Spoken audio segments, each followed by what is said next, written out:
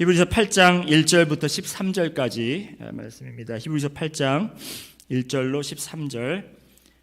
지난주에 제가 자리에 없어서 이게 계속 흐름이 연결이 돼야 되는데 그러지 못한 점 사과드리고, 또 다음 주에도 제가 또 저희 영어권 목회자들 모임이 달라스에서 있어서 또 다음 주도 제가 빠져야 될 상황이라 하여튼 미리 죄송하다고 말씀드리고, 그래도 여러분들이 이제 이거를 히브리서를 계속 수요일날 공부를 하지 않더라도 여러분들이 주중에 한 번씩 그 히브리서 1장부터 끝까지 읽어주시면 많은 도움이 되리라 믿습니다.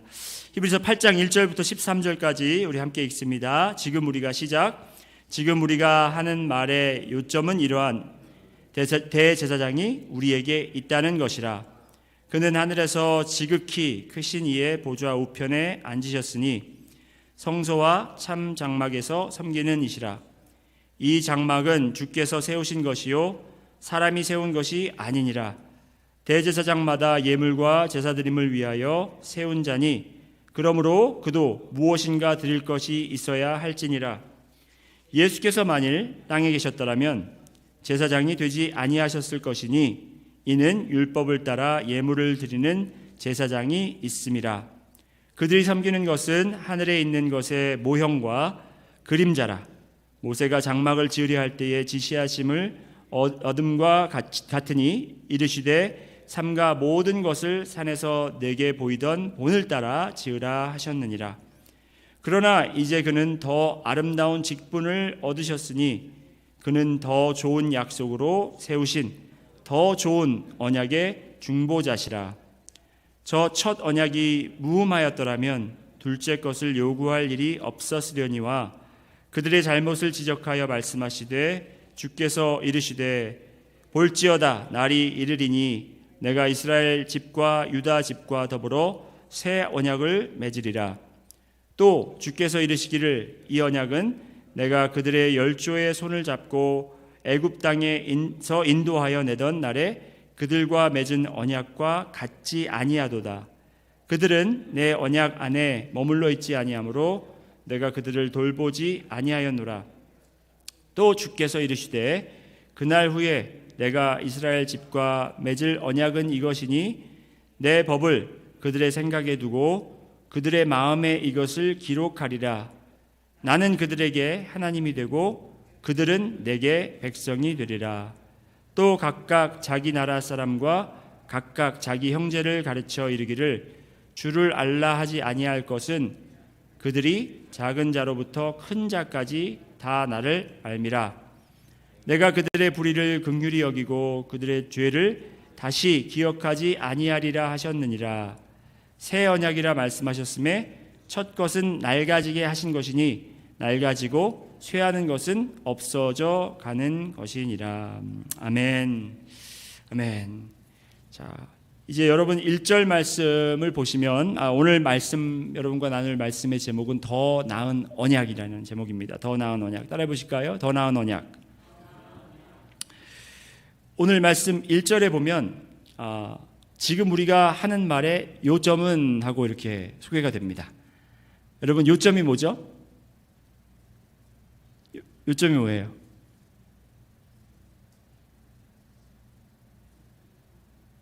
이 요점이라는 말을 잘 아는데 설명하기는 조금 어렵죠.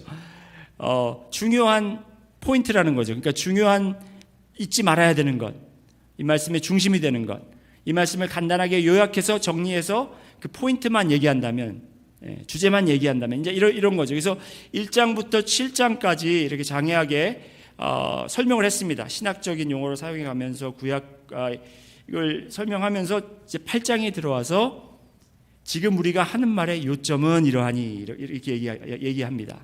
그 요점을 정리해 주는 거예요. 이 요점이 뭐냐면 따라해 보실까요? 이러한 대제사장이, 따라해 보세요. 이러한 대제사장이 우리에게 있는 것이라. 이게 요점이에요. 이러한 대제사장이 우리에게 있다. 여러분 믿으시면 아멘 하시기 바랍니다. 이러한 대제사장이 우리에게 있다라는 거예요. 그러니까 요점이 이러한 대제사장이 우리에게 있다. 어떤 대제사장이 우리에게 있다라는 것입니까? 우리 그동안 1장부터 공부했잖아요. 천사보다 낫고 모세보다 낫고 율법보다 낫고 대제사장보다 나은데 그래서 이 대제사장에 대해서 설명을 이렇게 하지 않습니까? 그렇죠? 그런데 그 대제사장의 특성들을 이야기할 때 우리와 같은 사람, 그러니까 우리의 입장을 잘 이해해주고 대변해줄 수 있는 사람, 그러니까 아파본 사람, 또 우리 가족처럼 장애가 있는 아이가 있어본 사람, 그리고 또 실패해본 사람, 사람들에게 그 배반당해본 사람, 이런 느낌과 이런 경험을 다 체험해본 사람, 우리의 경험을 다 해본 사람, 인간의 연약함을 아시는 그런 사람이라는 거예요. 그런 제사장이라는 거예요. 예. 한 사람이 이런 것을 다 경험할 수는 없잖아요. 하지만 우리 주 예수 그리스도께서는 이걸 다 아신다라는 거죠. 인간의 모습으로 오셔서, 그리고 그분은 우리의 중보자가 되신다라는 거예요. 그분이 하늘에서 지극히 크신 이 하나님의 보좌 우편에 앉으셨다라는 말씀은 곧 그가 하나님 우편에 앉아서 뭐하고 계시겠습니까? 우리를 위해서 대변해 주시고 중보하신다라는 거예요. 네. 우리가 잘못했을 때 하나님께서 이 저놈 자식을 그럴 때 예수님께서 아버지 제가 인간으로서 다 경험해 봤잖아요. 그리고 제가 저 사람의 죄를 위해서 다 죄값을 치렀잖아요. 이렇게 중보하신다라는 겁니다. 예. 그리고 세 번째로 그분은 영원한 대제사장이라는 거예요. 그러니까 대제사장이 어떤 대제사장은 좋은 대제사장이 있고 어떤 사람은 그렇지 못한 사람이 있어요. 본인 맡은 일에 충실하지 않고 자기의 이익을 추구하려고 하는 그런 대제사장들도 많이 있었습니다. 하나님의 법에 어긋나는 그런 악한 제사장들도 많이 있었습니다. 하지만 예수 그리스도께서는 영원하시고 변하지 않으시는 완전하신 제사장, 멜기세덱의 반차. 그래서 멜기세덱에 대해서 이렇게 충분히 설명을 하고 있다라는 것입니다. 그리고 그분은 제사장의 역할이 무엇입니까? 속죄물을 가져와서 우리를 위해서 제사를 드리는 거잖아요. 예수님께서는 어떤 대제사장이시냐면 그분은 그 어린 양을, 좋은 양을 골라서 가져오신 정도가 아니라 본인이 어린 양이 되셔서 완전한 제사물로 본인을 드림으로써 우리의 죄, 과거의 죄, 현재의 죄, 미래의 죄까지 다 사하셨다라는 거예요. 그런 놀라운 제사장께서 누구에게 있다? 우리에게 있다. 이런 제사장이 우리에게 있다는 것입니다. 별로 안 기쁘신 것 같아요. 뭐 다 아니까 그거 별로 놀라지 않으시는 건지 모르겠지만 그래도 이런 말씀을 드리면은 와 진짜 그런 제사장이 우리에게 있구나. 그런 자부심과 또 그런 기쁨과 축제를 우리가 열어야 돼. 날마다 열어야 돼. 왜? 그런 제사장이 있기 때문에. 그런데 의문이 생깁니다. 이것이 요점이라면 우리에게 의문이 떠오릅니다. 이런 제사장이 우리에게 있는데 왜 하늘로 올라가셨을까? 왜 이 땅에서 그러면 영원히 사시면서 우리의 대제사장 역할을 하지 않으시고 왜 하늘로 승천하셨을까? 여러분, 예수님께서 만일 이 땅에 계셨다면 4절 말씀 한번 보실까요? 이따가 나오는 것 같은데 제가 잠깐만. 4절 말씀 보시면 예수께서 만일 땅에 계셨더라면 제사장이 된다고요, 안 된다고요? 되지 아니하셨을 것이라. 예수님께서 제사장의 임무를 맡으신 것은 하늘로 올라가셔서 하시는 거고 하늘에 올라가셔서 맡으신 역할이 제사장의 역할이라는 거예요. 땅에서는 그럴 필요가 없는 것이 이 땅에서는 땅의 율법을 따라 예물을 드리는 제사장이 따로 있다라는 겁니다. 예수님께서 여러분 십자가에서 돌아가시면서 하신 말씀 기억하시죠? 예수님께서 7가지 말씀을 하셨는데 그 중에 예수님께서 다 이루었다라고 말씀하십니다. 예수님께서 다 이루었다라고 하신 말씀이 뭐냐면 이제 내가 할 일을 다 했다. 해서 이제 더 이상 아무 일도 안 해도 된다라는 것이 아니라 지상 목회, 지상 사명은 다 감당했다라는 거예요. 이 땅에서 해야 할 일은 다 이루었다. 하나님께 순종하고 인간의 육신의 몸으로 나와서 죄를 짓지 않고 모든 시험에 견디고 이겨서 순종함으로 십자가에서 죽으시는 것까지가 다 이룬 거예요. 하지만 이 지상 목회, 이 미니스트리가 있냐 하면 또 천상 목회가 있어요. 이 지상에서는 할 일이 다 끝나셨지만 또 하늘나라 올라가셔서 하실 일이 있으신데 그건 뭐냐면, 여러분 예수님께서 약속하셨죠. 제자들에게 내가 가는 이유는 너희를 위하여 너희 처소를 준비하러 예비하러 가노라. 그래서 지금 처소를 예비하고 계세요. 유다 백성들의 결혼 문화가 어떻게 됩니까? 정혼을 하죠. 정혼을 하는 게 결혼식과 마찬가지예요. 정혼을 했으면 이미 결혼을 한 거예요. 그렇지만 정혼을 했다고 같이 사는 게 아니라 이제 남편 되는 사람이 그 신부를 두고 자기 집으로 돌아가서 방을 마련해, 집을 마련해. 그게 이제 뭐 9개월이 걸릴 수 있고 1년이 걸릴 수 있고 2년이 걸릴 수 있는데 그 때를 몰라요. 그래서 밤에 갑자기 이제 찾아오는 거예요. 신부를 데리러. 그래서 이제 신부가 기름을 들고 준비한 그런 예화가 나오는 겁니다. 집을 준비해서 신부를 데리고 오는. 지금 그게 바로 예수님께서 여러분을 위해서 지금 집을 짓고 있다라는 거예요. 지금 살고 계시는 집이 얼마나 좋은지 모르겠지만 지금 있는 것보다 더 좋은 거예요. 천장이 셀까요? 아니면 쥐가 나올까요? 그런 걱정 안 하셔도 돼요. 그런 집을 짓고 영원한 집을 짓고 계신다라는 거예요. 여러분을 데리고 가시기 위해서. 그리고 또 하시는 이유가 뭐냐면 아까도 말씀드렸지만 우리를 위해 중보하고 계신다. 요한일서 2장 1절에 나의 자녀들아 내가 이것을 너희에게 쓰면 너희로 죄를 범하지 않게 하려 함이라. 만일 누가 죄를 범하여도 아버지 앞에서 우리에게 누가 있으니? 대언자가 있으니 곧 의로우신 예수 그리스도시라. 우리 대언자가 되신 거예요. 지금 그 일을 하고 계시고 또 오늘 히브리서를 통해 알 수 있는 것은 대제사장의 역할을 하고 계시다라는 것입니다. 그래서 이제 6절에 보면 그러나 이제 그는 더 아름다운 직분을 얻으셨으니 그는 더 좋은 약속으로 세우신 더 좋은 언약의 중보자시다.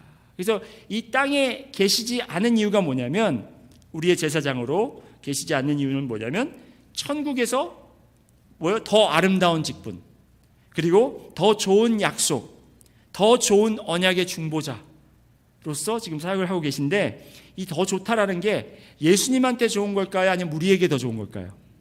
우리에게 더 좋은 거예요. 예수님이 이 직장과 저 직장이 있는데 직분이 있는데 내가 이 더 좋은 직분 살러리 패키지가 더 좋은 직분을 택한 게 아니라 여러분에게 있어서 이 땅의 제사장이 계신 것보다 하늘나라의 제사장 우리 대제사장의 직분 그것이 더욱더 아름답고 더 좋은 약속이고 더 좋은 언약이라는 것입니다. 그래서 가셨다라는 겁니다. 자, 아름다운 직분, 더 좋은 약속, 더 좋은 언약 그렇게 성경은 설명하고 있습니다. 그렇다면 이제 어떤 걸 우리가 이야기를 해야 되냐면 이 제목은 더 나은 언약이고 이러한 요점을 얘기해서 이런 대제사장이 우리에게 있다. 그래서 우리가 이 사실을 알고 흥분되고 기뻐하고 정말 가슴이 벅차오르고 우리가 날마다 정말 기쁨으로 주님께 나아갈 수 있는 이유는 예수님께서 더 좋은 언약의 중보자가 되기 위해서 위로 올라가셨는데 그렇다면 이 더 좋은 언약, 이 새 언약이 무엇인가를 우리가 정확하게 알아야 될 필요가 있다는 거예요. 여러분이 새 언약이 뭔지 아세요? 좋은 건 아는데 잘 모르시겠죠. 그래서 우리가 히브리서를 공부하는 거예요. 우리가 대충은 알고 있습니다. 그리고 물론 여러분이 첫 언약, 헌 언약보다 새 언약을 더욱 중요시 여기시고 더욱더 기뻐하시고 그것을 소중히 여기시는 것을 제가 알지만 그것이 무엇이고 우리에게 어떤 의미를 가져다 주는지를 정확하게 우리가 더 알기를 말씀을 통해서 알기를 원합니다. 자, 우리 7절 말씀 한번 보시겠습니다. 7절 말씀을 보시면 이제 히브리서 8장 7절을 보시면 이 더 좋은 언약에 대해서 왜 이 새 언약이 더 좋은 언약인지를 설명하고 있습니다. 7절부터 마지막 절까지 보세요. 7절에 보시면 저 첫 언약이 무흠하였더라면 둘째 것을 요구할 일이 없었으려니와 합니다. 자, 저 첫 언약이 무흠하였더라면 하는 말은 무슨 의미를 담고 있죠? 흠이 있다라는 건가요? 없다라는 건가요? 예? 좀 헷갈리죠, 말이. 첫 언약이 무흠하였더라면 하면 흠이 있다라는 거예요? 없다라는 거예요? 흠이 있다라는 거예요. 무흠하였더라면 이건 가장인데 무흠하지 않았다라는 거예요. 흠이 있었다라는 겁니다. 이 첫 언약에는 흠이 있었다라는 거예요. 예. 그렇다면 이게 완벽했으면 둘째 것을 요구할 일이 없었지만 이게 완벽하지 않았기 때문에 흠이 있었기 때문에 이 새 언약이 필요하다라는 것입니다. 이 새 언약에 대해서 우리가 이야기하면 유대인들이나 이제 율법에 굉장히 열정적인 분들이 계세요. 그런 분들이 우리 그리스도인들, 이 개신교자들은 율법을 무시한다. 그 율법이 얼마나 귀중하고 소중한 건데 그거를 그렇게 무시하냐 그렇게 이야기할 사람들이 있습니다. 하지만 이게 우리가 만들어낸 이야기가 아니라 이게 신약에서 새로 막 자기들이 만들어낸 이야기가 아니라 구약 말씀에 근거한 그것을 그대로 갖다가 인용한 것인데 예레미야 우리가 31장입니다. 예레미야 3장이라는데 예레미야 31장 말씀입니다. 31장 31절부터 우리 함께 읽어보시겠습니다. 여호와의 말씀이니라. 시작. 여호와의 말씀이니라. 보라 날이 이르리니 내가 이스라엘 집과 유다 집에 뭘 맺으리라? 새 언약을 맺으리라. 이게 예레미야 선지자를 통해서 하나님께서 이미 약속하신 거예요. 자, 계속 읽습니다. 32절. 이 언약은 내가 그들의 조상들의 손을 잡고 애굽 땅에서 인도하여 내던 날에 맺은 것과 같지 아니할 것은 내가 그들의 남편이 되었어도 그들이 내 언약을 깨뜨렸음이라. 여호와의 말씀이니라. 그러나 그날 후에 내가 이스라엘 집과 맺을 언약은 이러하니 곧 내가 나의 법을 그들의 속에 두며 그들의 마음에 기록하여 나는 그들의 하나님이 되고 그들은 내 백성이 될 것이라. 여호와의 말씀이니라. 이 말씀을 그대로 지금 히브리서에서 인용하고 있다는 거예요. 여기서 빠진 것은 그 남편이 되고 그들이 언약을 깨뜨렸다는 건데 이것에 대해서도 제가 설명을 조금 드리겠습니다. 이 새로운 언약, 이 새 언약을 이미 약속하셨고 이것을 예수 그리스도를 통해서 이룩하신 거예요. 그렇기 때문에 예수님께서 나는 율법을 폐하러 온 것이 아니라 완성하러 왔다. 언약과 율법이 이게 굉장히 관계성이 깊거든요. 자, 그렇다면 첫 언약이 무흠하였기 때문에 둘째 것이 필요한데 그 이유는 뭐냐면 첫 언약에는 흠이 있었고 새 언약에는 흠이 없다. 불완전, 완전. 새 언약은 완전하다라는 것입니다. 자, 그리고 첫 언약이 완전하지 않은 흠이 있는 이유가 있어요. 율법 자체가 완전하지 않은 게 아니에요. 여러분이 그걸 분명히 아셔야 돼요. 율법이 잘못되고 이게 완전하지 않은 게 아니라 이 율법이라는 게 어떻게 주어졌냐면 이 하나님과 인간과 직접적으로 하나님이 약속을 하시고 언약의 관계를 맺으셨습니다. 인간과. 그렇죠? 그래서 관계를 맺으시면서 신명기에 보면 어떻게 말씀을 하시냐면 너희들이 이것을 잘 지켜 행하면 너희가 축복을 받고 그렇지 않으면 너희가 심판과 저주를 받는다. 이렇게 말씀을 하셨어요. 그러니까 이 언약이라는 걸 우리가 좀 더 살펴봐야 되는데 여러분 언약이란 게 뭐냐면 약속이에요. 계약이에요. 계약과 언약이 좀 차이가 있긴 하지만 이거는 두 사람 이상이 어느 조건을 두고 어느 결과를 같이 추구하기 위해서 그걸 약속을 맺은 거예요. 약속의 관계를. 그렇기 때문에 이 한쪽에서 그 약속을 지키지 않으면 어떻게 됩니까? 깨져버려요. 파괴돼 버려요.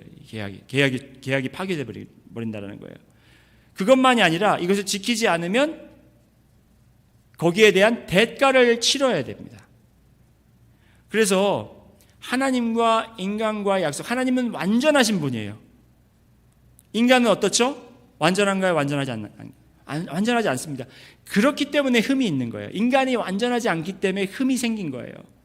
율법 자체가 잘못된 게 아니라 인간이 그 율법을 완전히 지킬 수가 없기 때문에 흠이 생기는 겁니다. 그러면 하나님께서 그 언약을, 완전한 언약을 처음부터 주시지 왜 이렇게 이 흠이 있는 이걸 해가지고 사람들을 헷갈리게 하나? 여러분, 이렇게 말씀드려도 될지 모르겠지만 이 첫 언약은 깨질 수밖에 없는 언약이었어요. 이건 깨질 수밖에 없어요. 왜? 아까 말씀드렸지만 인간이 완전하지 않기 때문에, 우리가 완벽하게 이 언약을 지킬 수 없기 때문에. 얼마 동안은, 잠시 동안은 지킬 수 있겠죠. 뭐 한 3일, 4일, 길게는 뭐 1개월 아니면 1년까지는 어떻게 지킬 수 있겠지만 평생을 1mm도 거기에 율법에 벗어나지 않고 삶을 살아갈 수 있는 사람이 단 한 사람도 없다라는 거예요. 인간 중에. 그렇기 때문에 이 언약은 지켜질 수가 없는 거예요. 깨질 언약인 거예요. 그러면 하나님이 이걸 알고 너희들 한번 당해봐라 하고 이 언약을 주신 게 아니라는 겁니다. 자, 이 새 언약은 이 첫 언약을 완전히 무시해버리고 그냥 새롭게 쓰여진 언약이 아니고, 여러분 한번 잘 보시기 바랍니다. 먼저 언약이 무효가 된 것이 아니라 이 첫 언약은 하나님과 인간이 이제 죄로 인해서 무너진 관계이기 때문에 해결돼야 되는 조건이 두 가지가 있습니다. 아까 말씀드렸죠. 이 계약을 맺으면 계약에 조건이 있고 그 조건을 맞추지 못하면 계약이 깨지는 것만이 아니라 거기에 대한 대가를 치러야 된다고 그랬어요. 대가를 치러야 된다. 그런데 그 해결돼야 되는 조건이 두 가지가 있는데 첫 번째가 그 죄의 대가를 치러야 됩니다. 그 죄의 대가가 뭡니까? 사망이, 죽음으로 하나님과의 언약이 그냥 쉽게 그래 뭐 안 지키면 뭐 몇 년 종살이 하다가 끝내자 이게 아니고, 지키지 못하면 죽음으로 이 죄의 대가를 치러야 돼요. 그리고 두 번째가 뭐냐면 계속해서 이 율법에 어긋나지 않게 살아나가야 돼요. 앞으로도.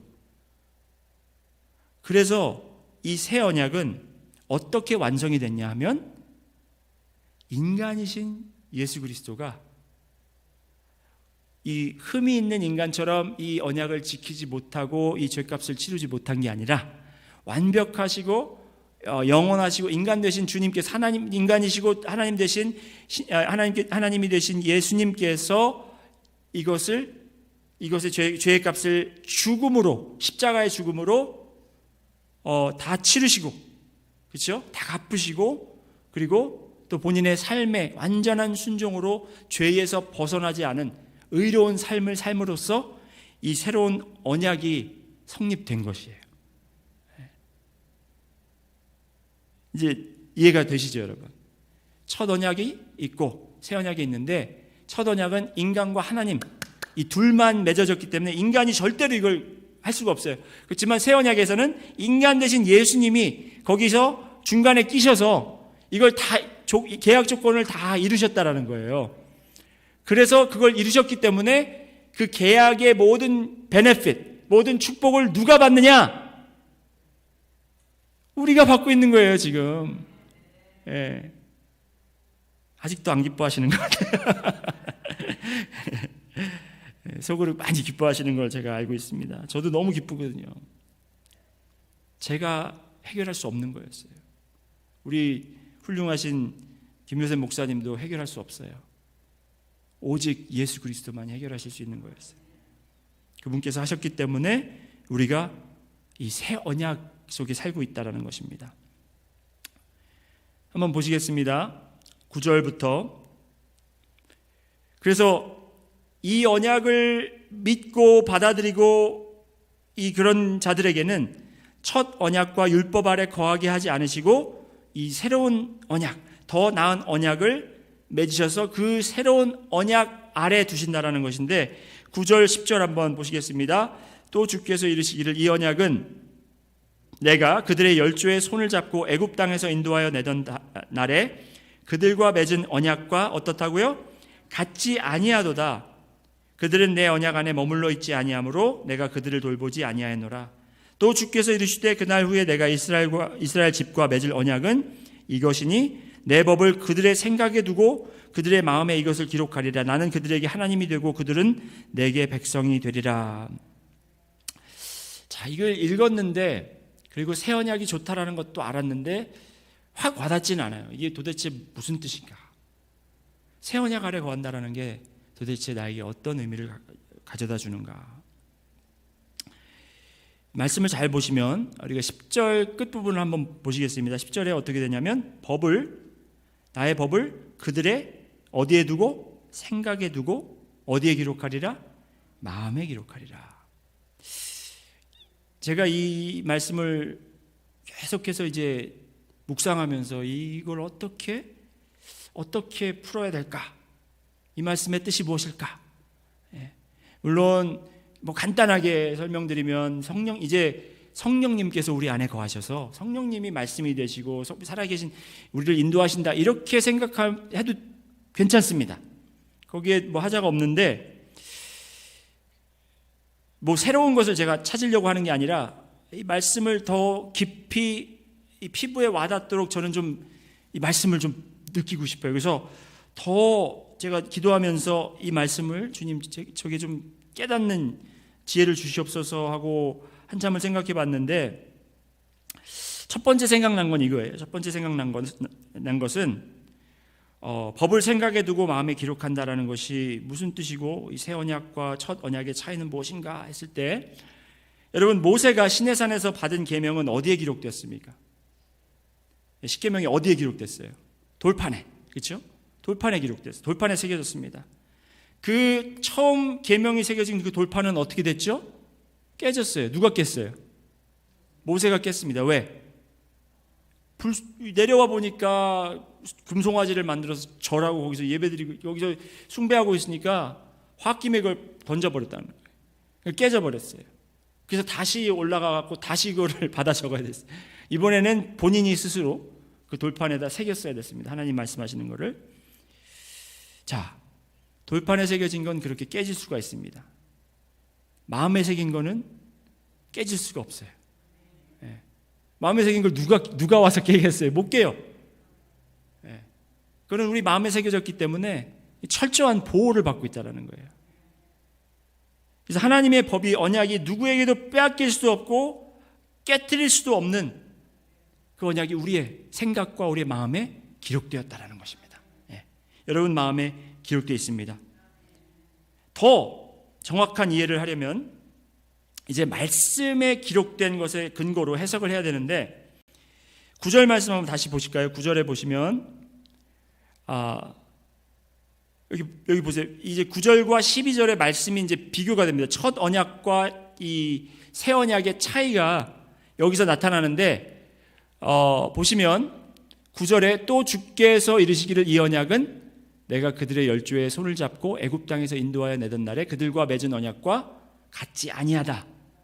근데 왜 같지 아니하냐면 보세요. 제가 여기 옐로우로 하이라이트한 거 보시면 그들은 내 언약 안에 머물러 있지 아니하므로 내가 그들을 돌보지 아니하였노라. 다시 한번 읽어드리겠습니다. 그들은 내 언약 안에 머물러 있지 아니하므로 내가 그들을 돌보지 아니하였노라. 12절 한번 보세요, 여러분. 12절 이것은 마음에 새긴 새로운 언약이에요. 새로운 언약은 보세요. 내가 그들의 불의를 긍휼히 여기고 그들의 죄를 다시 기억하지 아니하리라.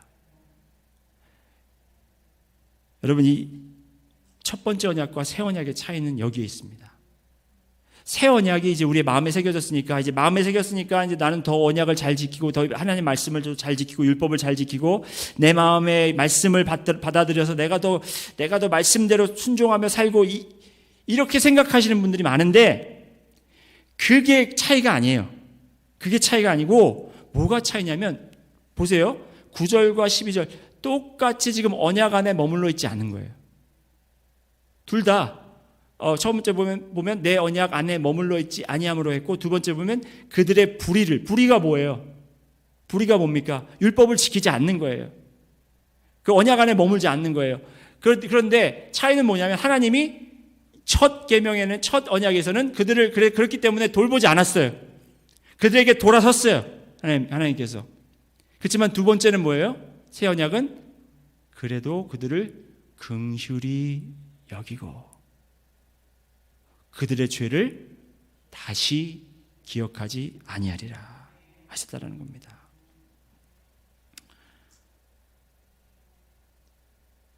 이게 이해가 좀 더 되시게 이제 제가 예를 들어서 말씀드리면, 첫 언약은요, 우리가 시험지를 받아서 그 시험을 치를 때 매번 100점을 맞아야 돼요. 그래야 합격이에요. 매번 100점을 맞아요. 99점도 안 되고 99.99점도 안 돼요. 하나 틀리면 불합격인 거예요. 그게 첫 언약입니다. 그런데 여러분, 그게 가능하세요? 매번 아무리 똑똑하고 아무리 저기 한 사람도 시험 치는 때마다 100점 맞는 사람 없어요. 그런데 새 언약은 뭐냐면 100점을 받지 못해도 이제 그거를 다시 기회를 주는 거예요. 100점을 맞기를 위해서 기회를 주는 게 아니라 이제 그 시험 문제를 완전히 습득할 수 있도록 기회를 줘서 자꾸 할 수 있도록 새로운 기회를 주는 거예요. 먼저 받은 점수 30점 받아서 갖고 오면 부모님이 뭐라고 그래요? 너 내 아들 맞냐? 너는 어디서 그런 꼴통이 돼서 이렇게 이렇게 얘기를 할 수 있잖아요. 하나님은 그렇게 하시는 게 아니라 30점 받아왔어? 다시 해볼래? 그러면 회개하고 우리가 주님 잘못했습니다, 제가 다시 한번 해보겠습니다 하면, 그래, 그럼 내가 완전히 잊어버릴게, 다시 해봐. 여러분, 어떤 시험이 더 머릿속에 그리고 마음속에 어떤 문제들, 그 시험을 낸 그 문제들을 습득하는데, 그 정보들을 습득하는데 어떠한 방법이 더욱더 낫겠습니까? 점수 위주? 아니면 정말 그 정보를 잘 이해하고 받아들이는 그거를 위해서 하는 그런 시험 방법이 좋겠습니까? 당연히 두 번째죠. 저 어렸을 때 시험을 굉장히 잘 봤어요. 벼락치기로 그냥 그 전날, 시험 보기 전날 달달달달 외워가지고 그냥 가서 시험 치면 돼요. 그날은 가면 머리도 흔들리면 안 돼요. 이렇게 머리 고정시켜가지고 딱 가가지고 어제 밤새도록 외운 거 다 해가지고 시험지 답안지 내면 점수 받아가지고 좋은 점수 받아갖고 그 다음날 다 잊어버려요. 점수는 좋게 나왔는데 남은 정보는 없다라는 거예요. 제가 지금 선교기관에서 사역을 하고 있는데, 그 선교기관에서 이제 선교기관이다 보니까 훈련을 많이 합니다. 왜냐하면 이제 해외로 나간 선교사들도 계시고 그래서 여러 가지 보안 문제도 있고 이제 그런 것 때문에 훈련을 많이 해요. 여러 가지. 그 훈련하는 방법이 제가 아까 말한 그 두 번째 시험 방식으로 해요. 그러니까 저희가 이제 강의를 듣고 온라인으로 하는데, 강의를 듣고 이제 저희가 시험 문제를 거기서 줍니다. 퀴즈를 주면 그 답을 적는데, 이 온라인으로 강의를 듣다 보면 제가 잘 못 들을 때 있잖아요. 그래서 답을 틀리게 적으면 fail 이렇게 하고 나오는 게 아니라 다시 기회를 줘요. Do you want to go back and recheck your answer? 다시 답을 확인하고 다시 와서 이 문제의 답을 하겠느냐? 그렇게 해서 그냥 여러 번 반복해서 정답을 알아서 이제, 그러니까 머리에 쏙쏙쏙쏙 들어오는 거예요. 그러니까 이 새 언약은 여러분, 하나님이 여러분의 그 완벽함을 완전함으로 여러분을 이렇게 만들려고 그 스탠다드를 더 높여서 이렇게 하는 게 아니라, 여러분의 연약함을 너무나 잘 아시기 때문에 이 새 언약 안에서 여러분에게 자꾸 새롭게 기회를 주시는 거예요. 그래서 우리가 회개할 때마다 주님, 제가 진짜 안 한다고 그랬는데 또 이 죄를 졌습니다. 우리의 그 회개가 진정한 회개라면 주님께서 내가 긍휼을 베푸노라, 내가 너의 죄를 다시 기억하지 않겠노라 하시면서 새로 우리에게 그 언약을 보이시면서 너는 이제 옛 언약에 거하는 게 아니라 새 언약에 거하는 이가 되었다라고 그렇게 말씀해 주시는 거예요. 바로 그게 새 언약과 헌 언약의 차이인데, 아까 에레미야서에 여러분 남편이 되었고 이제 이런 설명이 나오잖아요. 그게 무슨 뜻이냐면, 내가 너의 남편이 되었지만 너희가 자꾸 그 결혼 관계에서 이 어떤 표현이냐면 외도를 한다는 거예요. 자꾸 딴 남자를 자꾸 찾아가고, 호세아 선지자의 그 비교처럼. 그럴 때 그 결혼 관계는 어떻게 됩니까? 깨지는 거예요. 왜? unfaithful한 그 부인이 unfaithful하기 때문에 이 결혼 관계가 성립이 되지 않는 거예요. 그게 첫 언약에서는 그렇게 될 수밖에 없어요. 도망가면 보내야 되지만 새 언약은 도망가도 쫓아가서 다시 불러와서 씻기고 정결하게 해서 외도는 완전히 없었던 것처럼 씻겨주시고 다시 너는 나의 부인이다, 나의 사랑하는 신부다. 왜? 그게 가능한 이유가 뭐냐면 예수 그리스도께서 보혈의 피로 그 죄를 다 씻었기 때문에. 그게 바로 새 언약에 거하는 여러분과 저의 축복이라는 거예요. 그래서 그 이야기를 듣고 우리가 계속 그러면 계속 죄를 져도 되겠네 하시면 안 되고요. 그런 사랑 안에 거하는, 그런 은혜 가운데 거하는, 새 언약 아래 거하는, 새 언약 그 법, 율법 아래 거하는 여러분과 제가 될 때 주님의 축복을 우리가 더욱더 만끽하며 느끼며 누리며 살 수 있는 저희가 될 수 있다고 저는 분명히 믿습니다. 기도하시겠습니다. 주님 감사합니다. 이렇게 새로운 언약에 대해서 배웠습니다.